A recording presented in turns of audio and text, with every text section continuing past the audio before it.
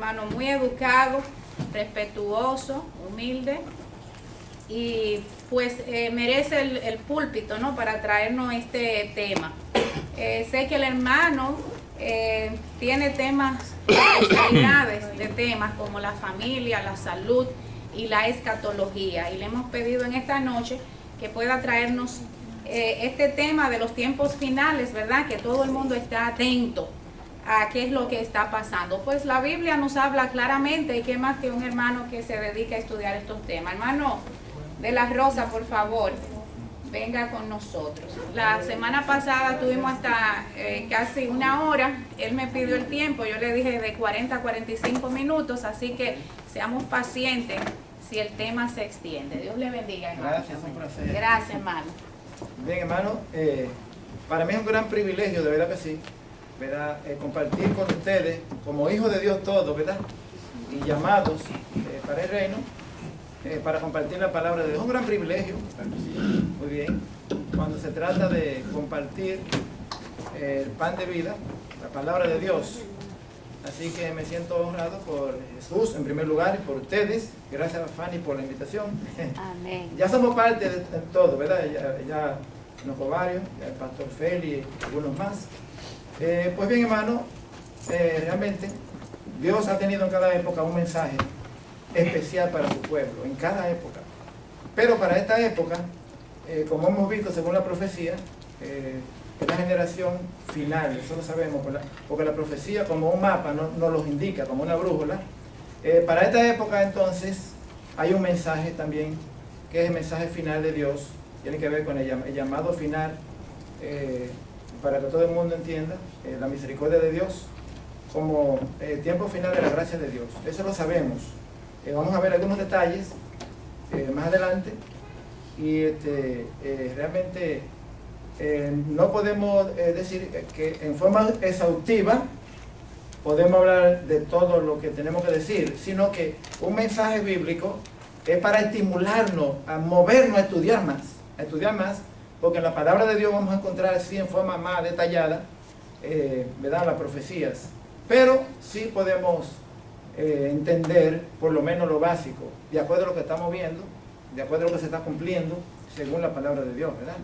Así que la profecía es clave, aunque nosotros repasamos la doctrina de la Biblia, ¿verdad?, siempre tenemos que estarnos alimentando de la palabra de Dios, porque es la comida espiritual, que si dejamos de alimentarnos de ella, prácticamente podemos morir espiritualmente. Hay que alimentarse. Pero de la profecía, hermano, hay que estudiar más. Hay que estudiar más, porque los tiempos nos indican que realmente algo más grande va a acontecer. Y tiene que ver, ¿verdad?, con ya la venida de Jesús. Y el plan de Dios es que ninguno perezca, sino que todos Amén. vengan Procedan al a arrepentimiento. todos. Ese es el plan de Dios, así lo muestra a través de San Pablo. Bien, se leyó acerca del Apocalipsis, y es interesantísimo. El Apocalipsis es un libro clave para nosotros entender la profecía. No es un libro difícil como muchos todavía piensan. Es la revelación de Jesús, como dice allí, y es un libro revelado.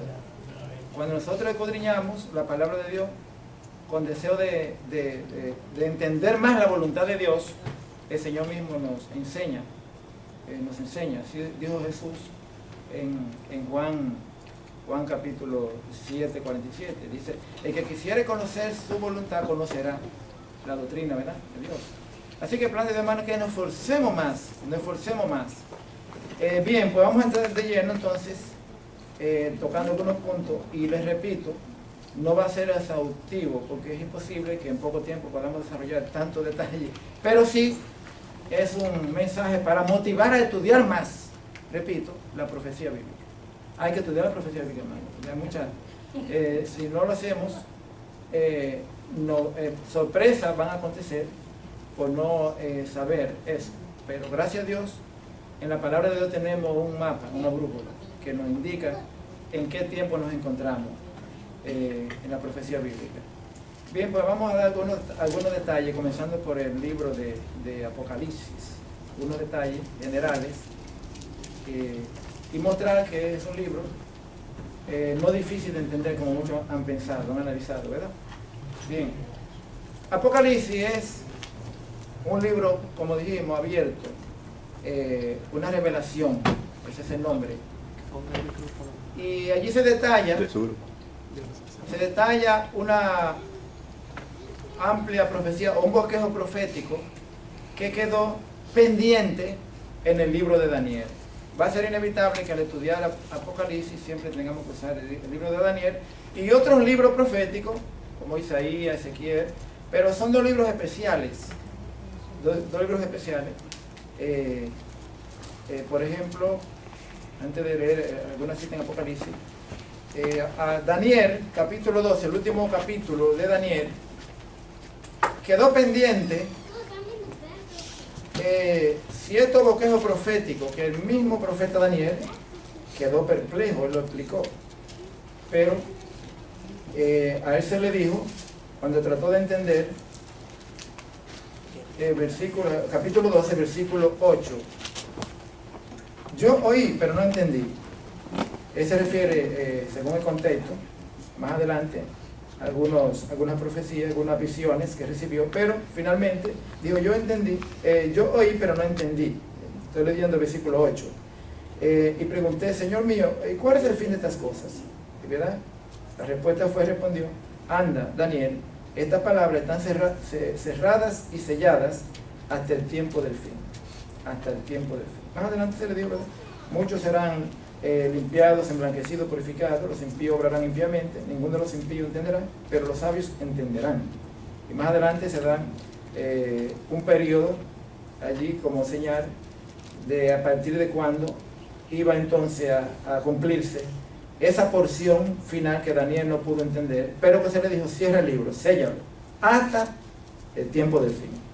Ese término, esa frase, el tiempo del fin, se repiten más de una vez en el libro de Daniel. Tiene que ver con un periodo final, previo a la venida de Jesús. Ese tiempo del fin tiene que ver con un tiempo previo. Y es un tiempo, hermano, donde todos los eventos que predijo Jesús, que se predijeron a través de San Pablo, allí por ejemplo, segunda de Timoteo, capítulo 3, y otros profetas, y todos los detalles que dio Jesús en el capítulo 24, iban a ser incluidos en el tiempo del fin. El tiempo del fin, entonces, es un periodo donde la gran controversia que viene dándose entre Jesús y Satanás, ¿verdad?, entre bien y el mal, desde muchos siglos, se iba a intensificar. Muchos, por ejemplo, muchos historiadores, cuando estudian la historia, se sorprenden de por qué en los últimos tiempos eventos que se cumplían cada por ejemplo, cientos de años, acontecen en una forma tan rápida y en una forma tan intensiva en esta época. Es el tiempo del fin. El tiempo del fin, hermano, comenzó en una época señalada por el profeta Daniel y confirmada también por Juan en Apocalipsis. Por ejemplo, aquí, cuando en el mismo capítulo 12 de Daniel, el versículo, donde se le dijo, versículo 11 en adelante, desde el tiempo que se ha quitado de continuo hasta la abominación asoladora, habrá 1290 días, ¿verdad? Bienaventurado y que Peri llega hasta 1335 días. Se dio un periodo de tiempo. Ese periodo de tiempo de 1260 días, nosotros sabemos que en profecía un día equivale a año. No sé si algunos entienden ese principio. Lo señala ahí el profeta Ezequiel. Cuando en profecía se habla de un día, se está refiriendo a un año. Son principios de interpretación profética, ¿verdad? Pero está señalado ahí en Ezequiel. Podemos después darle la cita. Pero este periodo de 1260 años, que aquí se habla de 260 días, se repite varias veces en Apocalipsis. Por ejemplo, vamos a ver Apocalipsis. Esto es solamente para indicar cuándo comenzó el tiempo del fin. El tiempo del fin el cual estamos viviendo. Por ejemplo, Apocalipsis, vamos al capítulo,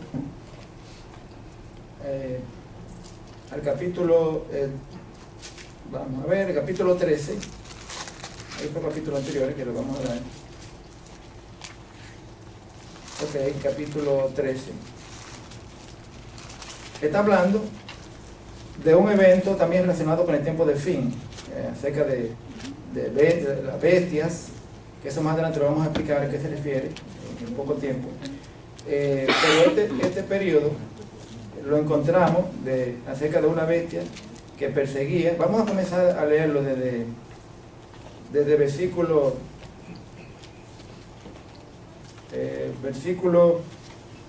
4 en adelante. A ver si encontramos 4 en adelante. Dice aquí: y adoraron al dragón que había dado autoridad a la bestia. Adoraron a la bestia diciendo: ¿quién es como la bestia y quién podrá lidiar con ella? Le fue dado una boca que hablaba palabras arrogantes, blasfemia. Le fue dada autoridad de obrar durante 42 meses. Ok, aquí tenemos 42 meses. Nosotros sabemos que en día 42 meses, un mes tiene 30 días, ¿verdad? Cuando lo multiplicamos, le va a dar, ustedes pueden hacer la suma, 1260 días le va a dar. 42 meses, 1260 días. Ahí se repite eso. También en el capítulo 11, ese periodo se repite en el versículo 2. Dice: pero deja sin medir el patio exterior del santuario, porque es dado a los gentiles, pisotearán la ciudad santa durante 42 meses. Otra vez ahí, 1260 días. En otros pasajes, Daniel menciona esos 1260 días. En el capítulo 8, cuando habla de dos bestias, también lo menciona ahí. Lo menciona en el capítulo 8 y en otra parte. Muy bien, esos 1260 días que en profecía tienen que ver con años, 1260 años, se refiere a un poder político religioso que iba a ser utilizado por el enemigo Satanás para perseguir al pueblo de Dios. Se refiere a la Roma papal. Hubieron varios imperios en la profecía bíblica que tuvieron que ver con la profecía bíblica, especialmente porque perseguían al pueblo de Dios.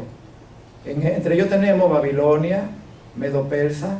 En el capítulo 2 de Daniel están referidos en una imagen: Babilonia, Medo-Persa, Grecia, Roma pagana, y después de Roma pagana vino la Roma papal, porque Roma colapsó por los pueblos que los historiadores llaman los bárbaros, y se dividió Roma. Así estaba en la profecía de capítulo 2 de Daniel, en la imagen. Yo sé que ustedes lo han leído, eso es correcto. Entonces ese imperio que siguió fue Roma papal. La historia así mismo, cuando vemos la historia, todo está escrito en la historia.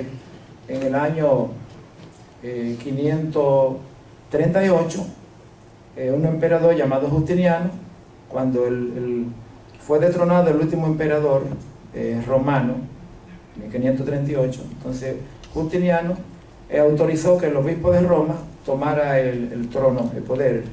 Todos estamos hablando de historia, que lo podemos ver en la historia. En 538, entonces el obispo de Roma tomó el poder y gobernó, justamente dice la historia, hermano, 1260 años. 1260 años. Ustedes conocen las grandes persecuciones que tuvieron los cristianos en la Edad Media, que los historiadores le llaman el oscurantismo, la época oscura.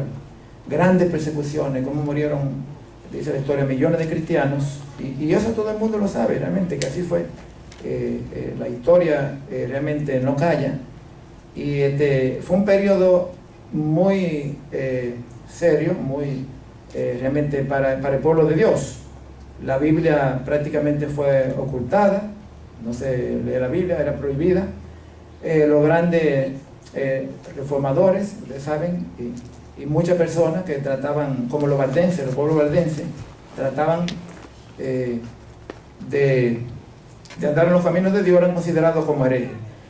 Pero de eso no vamos a hablar muchos detalles, solamente estamos hablando de un periodo que comenzó en el año 538, dice la historia. Si usted le suma 1260 años, así mismo, termina en el año 1798. ¿Qué pasó en el año 1798?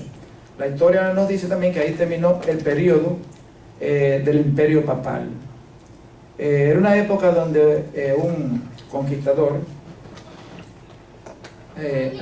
estaba tratando de expandirse, y ese mismo día el papa de esa época fue tomado prisionero por un general Berthier, bajo la orden de Napoleón Bonaparte. Entonces, lo que nos interesa solamente saber el periodo 1798, ahí terminó ese periodo, cuando fue apresado el papa de esa época, y ahí terminó su periodo desde el punto de vista, ¿verdad?, político, de gobierno político. Ahora bien, ¿qué pasó después de esa época? Nosotros estamos hablando, vamos a hablar del tiempo del fin, según la profecía de Daniel. Sorprende a los historiadores, a todos nosotros, cuando comenzamos a estudiar la historia después del oscurantismo. El oscurantismo es la época donde la ciencia realmente no avanzó, porque fue un gobierno muy férreo, 1260 años, hermano, de grandes persecuciones. Fue la época cuando se levantaron los reformadores protestantes, comenzando con Martín Lutero en el 1517 y otros tantos, donde ellos despertaron porque la Biblia comenzó a ser conocida cuando Martín Lutero descubrió una Biblia y comenzó a difundir los conocimientos. Pero entonces, hermano, 1798, notaremos que comenzó un cambio en la historia extraordinario. Comenzó a avanzar el mundo de las comunicaciones. Nuevos inventos comenzaron a permitir que el hombre se expandiera a otro continente, y comenzó a avanzar de una forma rápida el mundo de las industrias, y el avance que por cientos de años, miles de años no aconteció, entonces acontecía rápidamente desde los años 1800 hacia acá. Es increíble el avance. Todo eso tiene que ver, ¿verdad?, con la profecía que le había dicho Dios también a Daniel. La ciencia sería aumentada, es parte de la señal. La ciencia sería como aumentada, ahí mismo está en el capítulo 12. Pero lo que impresiona es que dentro de ese tiempo de fin que comenzó después de 1798, los eventos relacionados con el conflicto entre bien y el mal aumentan en una forma extraordinaria. San Pablo relata allí en el capítulo 3 de segunda de Timoteo, con detalle, refiriéndose a los eventos finales: sepa que en los últimos días habrá un hombre amador de sí mismo, avaro, vanaglorioso. O sea, en una forma muy detallada. Y todo lo que Jesús predijo, hermano, en el capítulo 24, fue un martes por la tarde, en la última semana de la Pasión, después que Jesús entró el domingo, ¿verdad?, en Jerusalén. Era la última semana ya que estaba allí, para después ser entregado. Y un martes por la tarde, recorriendo con los discípulos Jerusalén, entró al templo, así lo relata el capítulo 24. Ustedes saben que el templo era, para los judíos, era como la gloria de ellos, era algo extraordinario. Pero Jesús le señaló, ya ustedes conocen esa profecía también de Mateo 24, le mostró la piedra del templo, le dijo: ve todo esto, no quedará piedra sobre piedra que no sea destruido. Luego se sienta en el monte de los Olivos y comienza a relatar con detalle eventos que culminarían con el fin del mundo, con su segunda venida. Señales que ustedes conocen. Jesús habló allí en esas señales, ¿recuerdan? Guerras, rumores de guerras, ¿qué más? Terremotos, ¿verdad? Sí, todo eso con lujo de detalle, hermano. Todos esos eventos que Jesús mencionó, a lo largo de la historia nosotros podemos comprobar que la mayoría de ellos tuvieron en algún momento su cumplimiento, pero con periodos de tiempo amplio, pero nunca como en esta época. Es increíble como nunca en esta época, porque tiene que ver exactamente con lo que la profecía había predicho, el tiempo del fin, que le habló Dios a Daniel. Entonces, nosotros podemos, por la brújula de la profecía, estar claro, hermano, que a la generación del pueblo de Dios que le ha tocado vivir dentro de ese periodo, que somos nosotros, ustedes, el pueblo de Dios, le ha correspondido vivir exactamente en la última generación. Jesús dio detalles. Los discípulos estaban inquietos de cuándo sería su segunda venida. Pero ya sabemos la respuesta que le dio. El día ni la hora. Nadie lo Bueno, sabe. ¿Sino quién? Padre. Padre. Sin embargo, las señales que Él dio, hermano, es para que nosotros por lo menos tengamos una brújula. Es cierto que un día para Dios, dice la Biblia, es como 1000 años y 1000 años. Pero eso no quiere decir que nosotros como pueblo de Dios no estemos dentro del periodo que va a preceder a la segunda venida de Jesús, que es el tiempo del fin. Por eso fue que dio esas señales, hermano. Dio esas señales. En las señales que Jesús habló en el capítulo 24, Él relacionó una profecía con doble cumplimiento. Él lo dijo allí. Nosotros no estamos solamente, no estamos leyendo con detalle por razones de tiempo, pero sí, porque yo sé que ustedes conocen, ya lo han leído bastante. Sin embargo, Jesús, cuando mencionó en todos estos detalles como señales del fin, del tiempo del fin,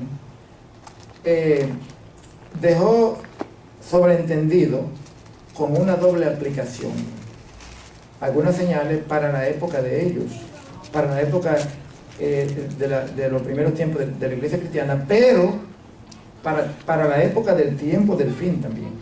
Por ejemplo, desde ahí mismo, capítulo 24, capítulo 5, él le relató un detalle: cuando veáis en el lugar santo la abominación desoladora, predicha por el profeta Daniel, ¿verdad? Lo que está en Judea. Se refería también a la destrucción de Jerusalén, que sabemos que ocurrió en el año 70 después de Jesús, donde los ejércitos de Roma entraron y quemaron la ciudad completamente. Eso fue una matanza extraordinaria. Es increíble como la historia relata. Y así había sido predicho por varios profetas como Jeremías. Sabemos que eso fue consecuencia de la dureza de corazón que tuvieron el pueblo de Dios de esa época, después de tantos profetas que Dios le enviaba, como ellos los rechazaban, y finalmente viene Jesús y no los reconocen como el Mesías verdadero. Los dirigentes, ellos fueron también los culpables de que el pueblo también siguiera la misma tendencia. Lo entregaron, y con eso ellos realmente todavía podía haber oportunidad, hasta cierto, aún habiendo muerto a Jesús todavía, pero 3 años aproximadamente después, ya después de Jesús haber ascendido, y los discípulos entonces predicando el Evangelio a partir de Pentecostés, todavía tenían tiempo. Pero ¿qué pasa? 3 años y pico después, fueron rechazados totalmente, cuando por un decreto del Sanedrín, que era el mayor tribunal que ellos tenían, rechazaron rotundamente y le quitaron la vida a uno de los apóstoles, Esteban, ¿verdad? ¿Recuerdan eso? Con eso sellaron para siempre de que ya no iban, sino que el Evangelio iba a ser llevado a todo el mundo. Porque debemos de entender, hermanos, que el Evangelio siempre era para todo el mundo. Cuando Dios llamó a los israelitas desde el comienzo y los sacó de Egipto, no era que iban a ser exclusivos, era que tenían que realmente, con su testimonio y como un pueblo realmente peculiar, ser el instrumento para que toda la humanidad conociera. Pero ellos se encerraron en sí mismos, y lamentablemente largos siglos de historia fue realmente de apostasía y siempre de destrucción, siempre por la desobediencia. Es lamentable la historia del pueblo de Israel, es lamentable. Pero los planes de Dios no fueron frustrados. Bueno, hay algunos versículos que dicen así, que los planes de Dios no pueden ser frustrados, ¿verdad que no? Isaías lo menciona varias veces.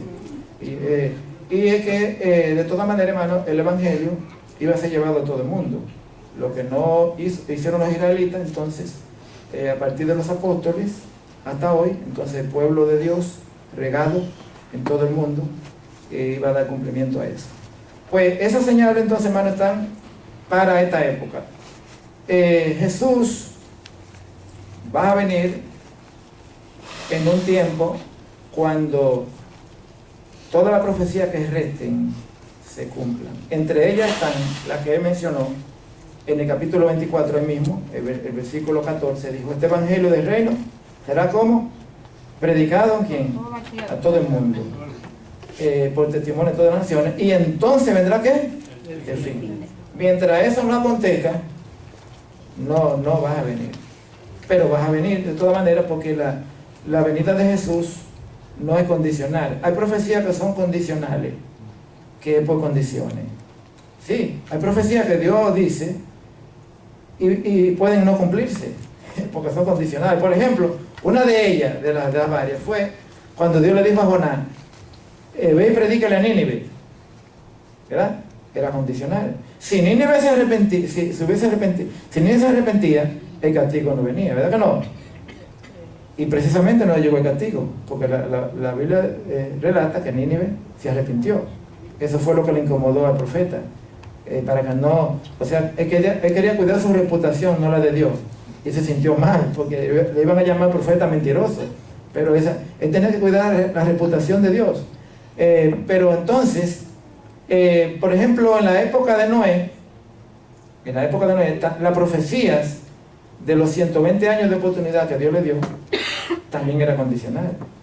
Si el mundo se hubiese arrepentido, no hubiese llegado, porque Dios se lo prometió. No hubiese llegado un diluvio. ¿Ven? Hay profecías que son condicionales, pero otras no son condicionales, como por ejemplo la venida de Jesús. Arrepiéntanse la gente o no, de todas maneras Jesús va a venir, porque es parte del plan de redención, terminar con el pecado para siempre. Nosotros estamos en un conflicto que comenzó en el cielo, lo relata la Biblia. Por ejemplo, cuando van allí en el capítulo 14 de Isaías, sabemos que un ángel superior llamado Lucifer se reveló, un ángel superior. La Biblia da detalles de todo eso. En Ezequiel también se relata algo más sobre eso. Y en Apocalipsis entonces se da un poquito más de detalle de la rebelión de Lucifer. Así que ese conflicto comenzó no en la tierra, sino ¿dónde? En el cielo. Apocalipsis 12 dice que Dios que hubo una batalla entre dos bandos, ¿verdad? Miguel, que es Jesús, ¿verdad? Y entonces el otro bando, liderado por Satanás, que llevó, ¿cuánto? Dice allí Apocalipsis 12, la tercera parte de los ángeles, y fue echado fuera. Muchas veces cuestionan eso, dicen, pero ven acá, ¿por qué Dios no destruyó inmediatamente a Lucifer? Sí, porque tiene poder para hacerlo inmediatamente, pero eso implica, hermano, el libre albedrío que Dios da a todo el mundo, y Dios deja que todo el mundo tome decisiones. Si hubiese aniquilado a Lucifer, que tenía la potestad de hacerlo, imagínense, la rebelión fue por iniciativa del libre albedrío de Lucifer, iniciativa. Así que Dios no impide la iniciativa de nadie, pero sí nos da la información, el conocimiento para que elijamos lo correcto.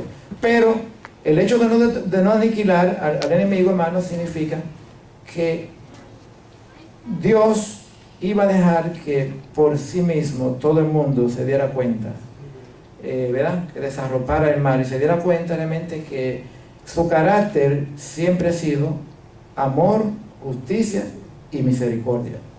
Porque las alegaciones del enemigo era una acusación, y el plan era tratar de minar el fundamento de gobierno de Dios, que es su ley.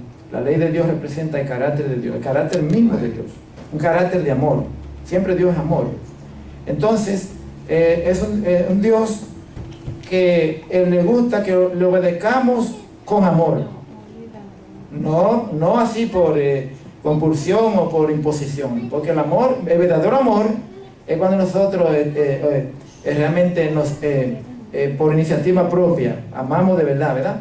La obediencia, en otra palabra, la obediencia, si no es por amor, no es verdadera obediencia, ¿verdad que no? No es verdadera obediencia. Correcto. Es probable entonces que si Dios hubiese aniquilado a Lucifer, el grupo, lo más probable es que la mayoría de todos los ángeles, los demás seres que Dios creó en el universo, de ahora en adelante, hubiesen quedado con una pequeña duda, pero con cierto miedo, ¿verdad?, de obedecer ahora para que, y las cosas de Dios no son así.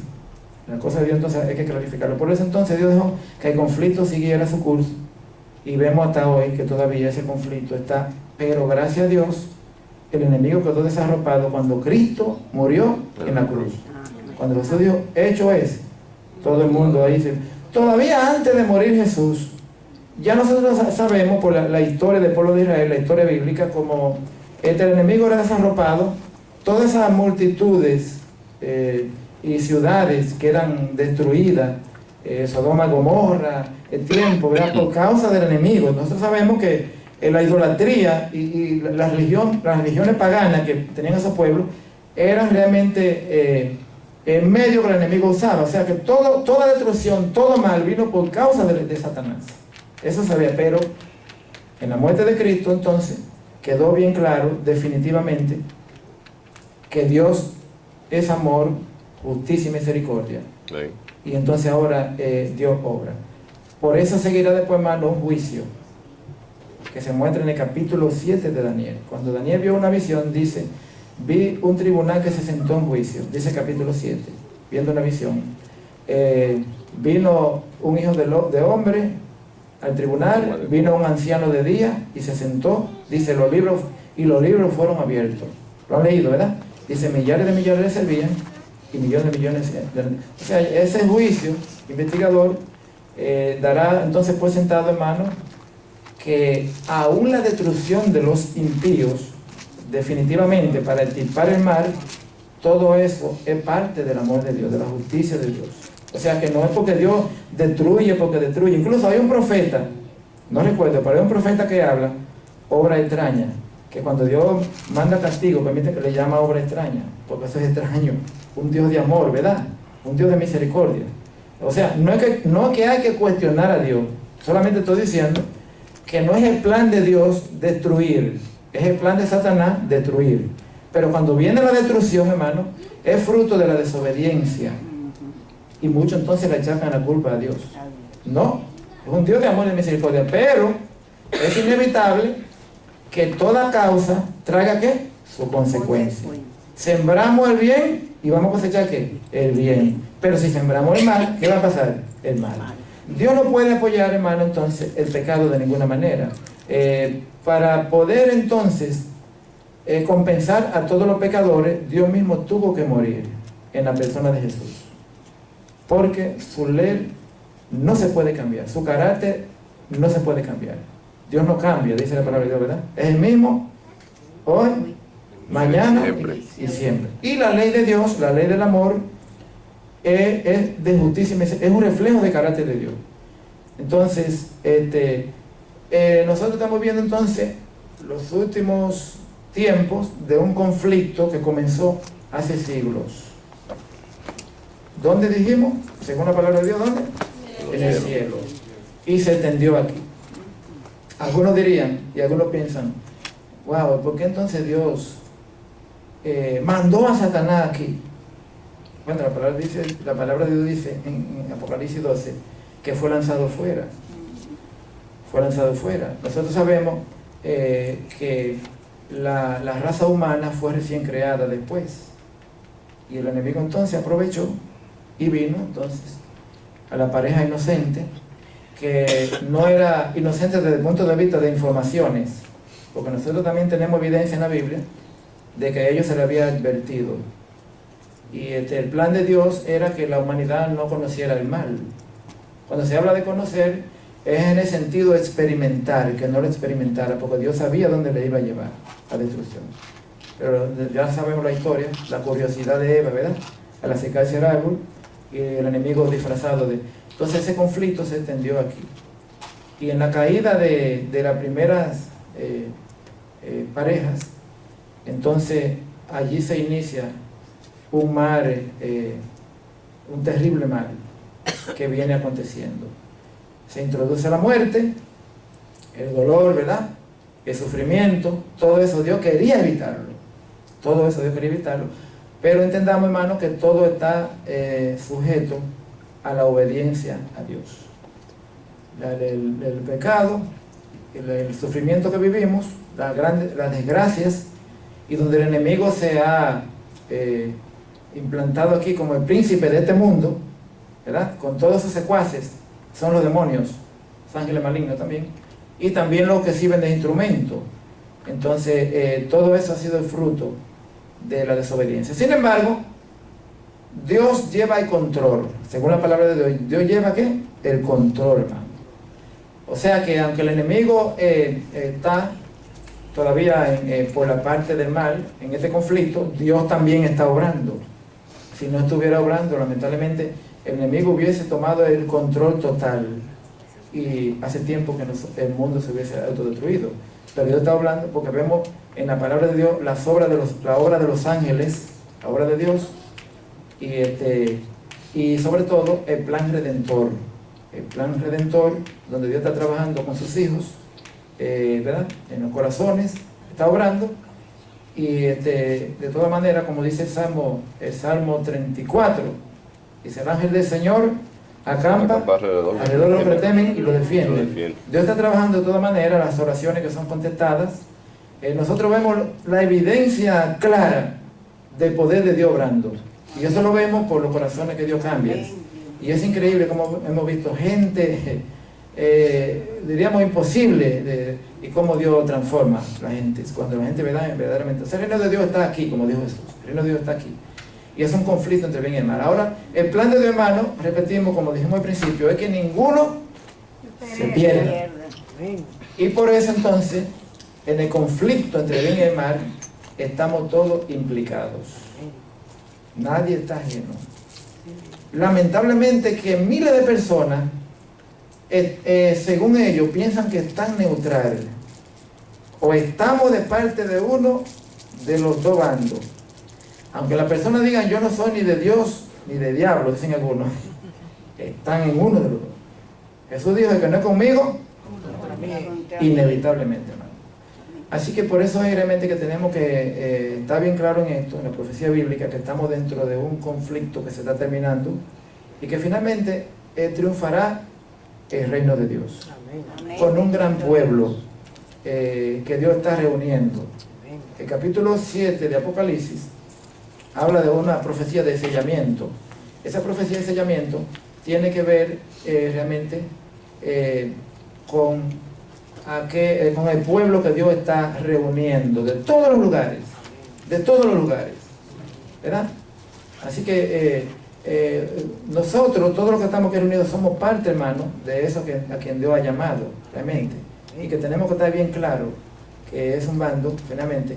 Y Apocalipsis lo presenta ya en la crisis final como una guerra definitiva, última. Todo lo que estamos mirando ahora es solamente señales, como Jesús dijo en el capítulo 24, pero dijo principio de dolores, dijo porque aún no es el fin, principio de dolores, lo que estamos viviendo. Todo concluirá entonces con un llamado final al mundo entero, a todo el mundo. Yo a veces siempre me preguntaba: wow, ¿qué va a hacer Dios con los pueblos musulmanes? Que su libro no es la palabra de Dios, sino que ellos tienen su, y con otros, con los que tienen otro tipo de libros, como los Vedas. Esos son que los hindúes, los chinos tienen otro tipo de libros sagrados. Pero después me doy cuenta, cuando estudio aquí en la profecía, que nadie quedará sin el mensaje. Y que de alguna manera en el capítulo, por ejemplo, en el capítulo 2 de Romanos se menciona que aún aquellos que tuvieron ley, con la ley serán juzgados, y aquellos que sin la ley serán juzgados. Dios le habla a la gente, gente por ejemplo que nunca han escuchado acerca de la Biblia de alguna manera, en su conciencia, le hace saber por qué muchos gobiernos, en otros gobiernos que no son cristianos, tienen leyes, por ejemplo, que condenan la muerte, condenan cosas malas. ¿De dónde ellos sacan eso? Realmente, Dios le ha hablado en su conciencia. Y saben lo que es bueno y lo que es malo, ¿cierto? ¿Sí o no? Entonces, en la medida de la poca luz que la gente tenga, Dios lo va a juzgar de acuerdo a la luz que tenga. Pero nos conviene, hermano, tener más luz. Tenemos que seguir estudiando la palabra de Dios. Porque nunca llegamos a pensar que lo sabemos todo, jamás. Según, como habla Dios a través de Salomón, en el capítulo 4 de Proverbios, capítulo 4, creo que versículo 18. Dice, cristiano como la luz de la aurora, que va en aumento, hasta que el día, ¿qué? Perfecto. Ustedes notan que desde por la mañana temprano, a las 4:30, a las 5 de la mañana, a las 6, comienza a salir como una aurora, ¿verdad? Una claridad. Y en pocos segundos, en pocos minutos, usted sigue notando, y como que esa claridad se va como agrandando. Ya entonces, a las 6:30 se ve como rasgo de sol, ya a las 7 el sol salió. Y a medida que pasan las 8, las 9, el sol ya, y es más intenso, cuando son las 10, las 11.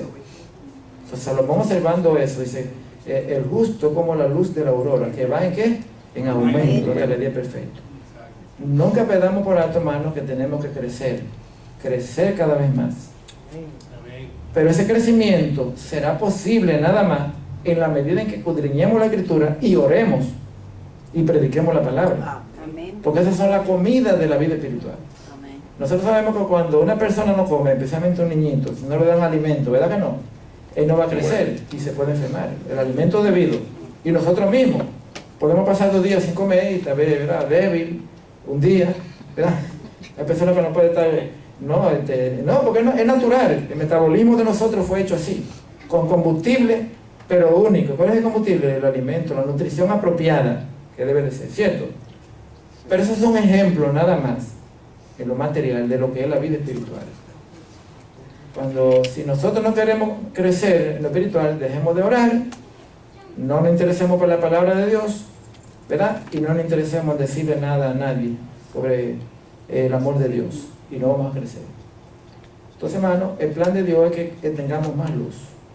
Esos pueblos lejanos, tribus, porque hay muchas tribus también todavía que ni conocen, bien, mucha gente que nunca han oído hablarle, pero Dios de alguna manera lo toca a ellos con cierta luz. Pero el plan de Dios es que tengan toda la luz, que se predique el Evangelio. Entonces la profecía final que cerrará con broche de oro todos los acontecimientos, Jesús lo describió en el capítulo 14. Será predicado el Evangelio del Reino por todo el mundo, en todas las naciones, y entonces vendrá el fin.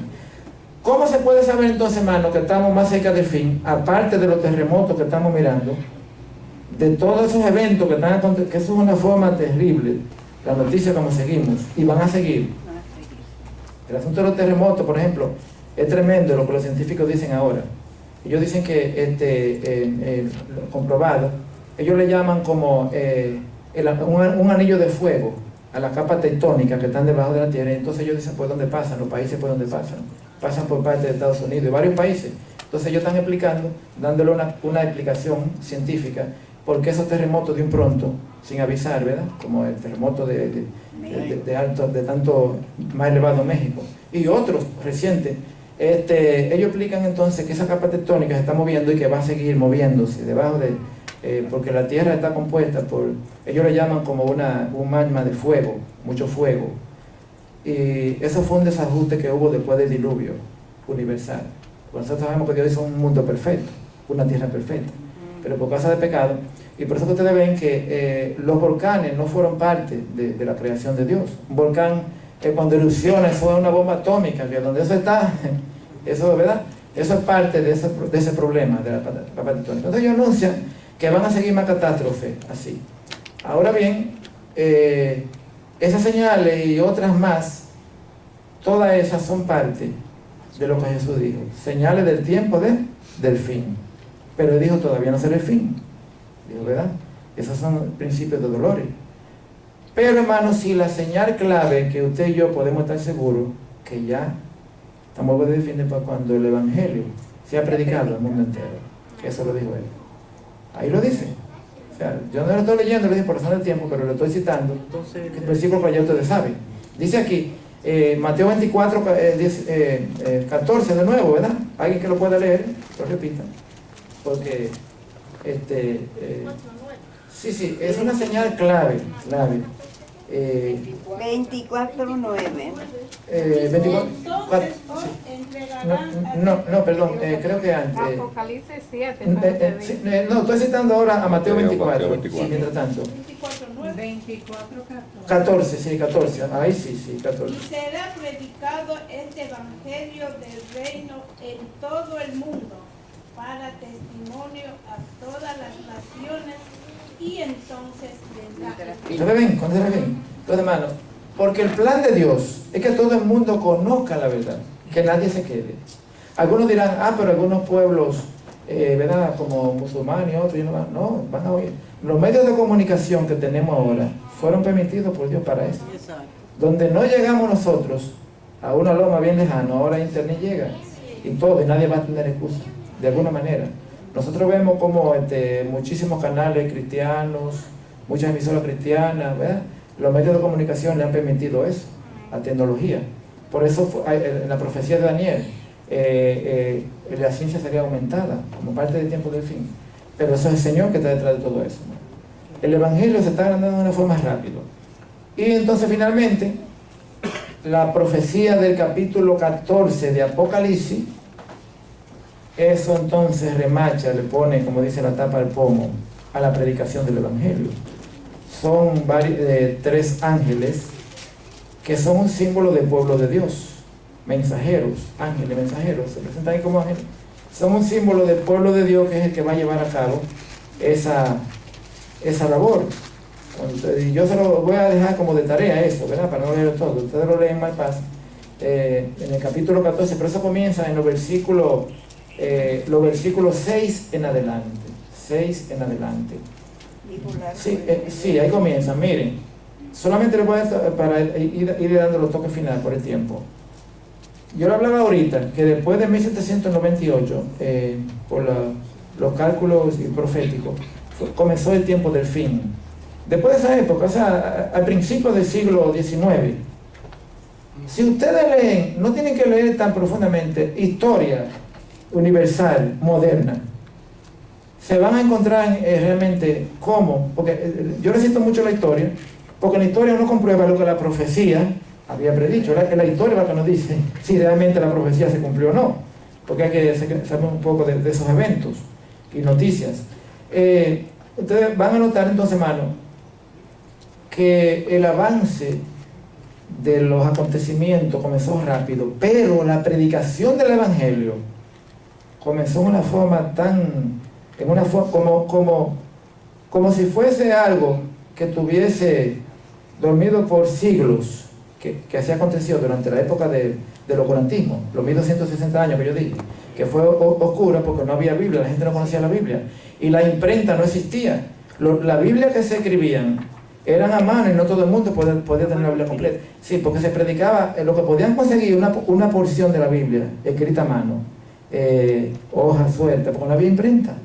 Y fueron pueblos cristianos que vivieron en la oscuridad, como los valdenses y otros tantos, fieles, remanentes, que eran perseguidos, vivían ese relato que lo estoy haciendo está en el capítulo de ese Apocalipsis, pero en la historia se lo comprueba. Entonces, ellos fueron los que expandieron. Ahora, cuando se inventó la imprenta, ahí entonces comenzaron a imprimirse el libro, y la Biblia entonces comenzó, ¿verdad? Pero después del año 1798, que terminaron los 1260 años, ¿verdad? Sí. A partir de, hermano, ustedes notan cómo se fundan sociedades bíblicas, como nunca. Y la Biblia comenzó entonces a difundirse en una forma increíble.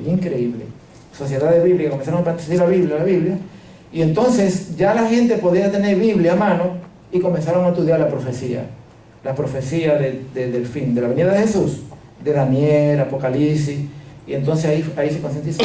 Y entonces, entre los años 1820, 1840, hubo un movimiento extraordinario aquí en Estados Unidos, donde un movimiento que se levantó tremendo de predicación. Se pensaba que Jesús venía en el año 1844, en una profecía que estudiaron, un movimiento dirigido por Guillermo Miller. Yo sé que ustedes van a mencionar, ¿cuántos van a mencionar a Guillermo Miller? Claro, sí, pastor, y sabe, todo lo demás. Pero es una historia interesantísima, hermano. El plan de ellos era de buena intención, porque ellos habían estudiado la profecía de Daniel 8:14, que decía, hasta 2300 tarde y mañana, el santuario será purificado. Ellos pensaban que el santuario al que se refería, que iba a ser purificado, era el fin del mundo, o sea, que la tierra iba a ser quemada. Eso fue lo que ellos malinterpretaron. Sin embargo, yo después se lo voy a poner de tarea. y como no hay mucho tiempo, yo les voy a regalar a ustedes un material de apoyo. Siento que hoy no traje mucho, algunos, porque salí un poco rápido, pero yo se lo voy a traer, se lo voy a dejar con Fanny, un material que ustedes van a estudiar mucha historia de la época del oscurantismo, mucho de lo que yo le he hablado, pero que le he hablado así por arribita, pero que ustedes se profundicen un poco más sobre el conflicto. Pero esto que le estoy diciendo, de ese movimiento, hermano, aunque ellos se equivocaron en cuanto al evento a que se refería Daniel 8:14, ellos no estaban equivocados en el evento realmente a que tenía que ver Daniel 8:14. Ellos se equivocaron que pensaban que era el fin del mundo en 1844. Porque malinterpretaron la purificación del santuario, que no se refería al fin del mundo. Se refería a un evento de Jesús en el cielo. Porque ustedes saben que el santuario judío, el tabernáculo, que es interesantísimo estudiar ese tabernáculo, para entender en mucho detalle del plan redentor. Eso es muy bonito, todo eso que Dios le enseñó. Era una figura de lo que iba a acontecer después que Jesús viniera, porque ustedes saben que la muerte de los corderitos simbolizaba al verdadero Cordero de Dios. ¿A quién? A Jesús. Todo. Las fiestas de judías, la fiesta de la cabaña, la Pascua, todo era un símbolo hasta que viniera el Mesías. Correcto. Pero la figura del santuario, hermano, todavía nos enseña bastante sobre el santuario celestial en el cielo. Eso lo sabemos por las enseñanzas de Pablo en el libro de Hebreos, que Pablo allí dice que tenemos verdaderos santuarios donde Jesús entró en el cielo y todo. Y entonces el plan redentor está vigente, hermano, desde antes de la caída, porque dice Apocalipsis, nos señala que desde antes de la fundación del mundo, ¿verdad? Ya dice que Cristo fue apartado desde antes de la fundación. Entonces está vigente, todavía lo sabemos, por eso todavía Dios tiene su pueblo en la tierra hasta que se termine la predicación del Evangelio y muchos vengan a los pies de Jesús. Por eso está vigente, pero Cristo está trabajando en el cielo también, porque si no fuera así, ¿verdad? ¿Cómo el pueblo de Dios puede triunfar? El Espíritu Santo, sin el Espíritu Santo, ¿cómo puede